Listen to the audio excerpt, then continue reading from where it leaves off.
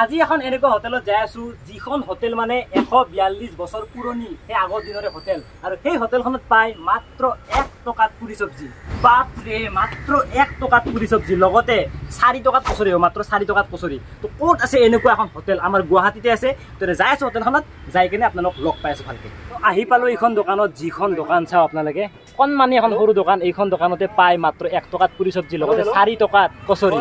যিহে গৰম মই অলপ বহি গৈছো দোকান সৰু হ'ব পাৰে কিন্তু দাম বিলাকত বহুত কম লগতে কচুৰি বিলাক মানে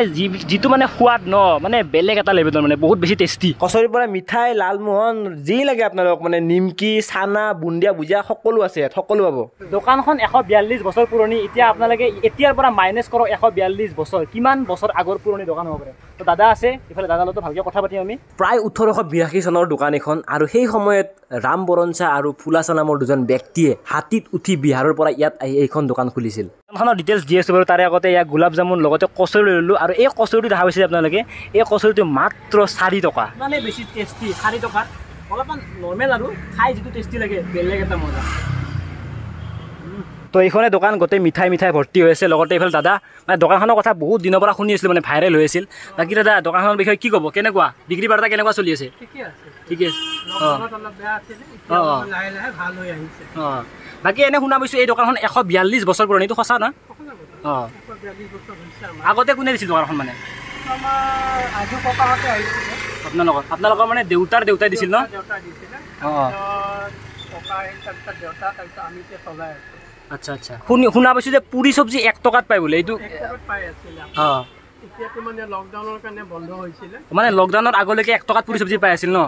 1 টকাত কিমান কেইখন এখন দিছিল নেকি অঁ এতিয়াতো এনে পুৰিটো বন্ধ হৈছে ন 1 টকাত যে পাই যে সেইটো মানুহ কম এইটো এনে আৰম্ভ হ'ব না আৰু আচ্ছা আচ্ছা যদি ভাল হয় মানে মজা হ'ব 1 টকাত পুৰি চব্জি এইটো আপোনালোকে আৰম্ভ কৰিব বুলি আশা ৰাখিল আৰু 1 টকাত কৰিব বুলি বাঢ়িব পাৰে অলপ অঁ দাম বাঢ়িছে অঁ কচুৰি আছে কচুৰিটো 4 টকা ন 4 টকাত মানে কেনেকুৱা ঠিকে চলি আছে ন এইটো ঠিকে চলি আছে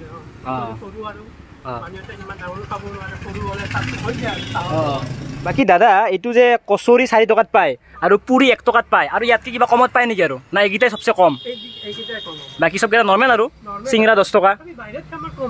এইটো হয় আপোনালোকে বাহিৰত গল্লা চল্লা খাব যাব 15 টকা 20 টকা লয় ইয়াত মানে মিডিয়াম মানে দামটো পায় 12 টকা লয় ন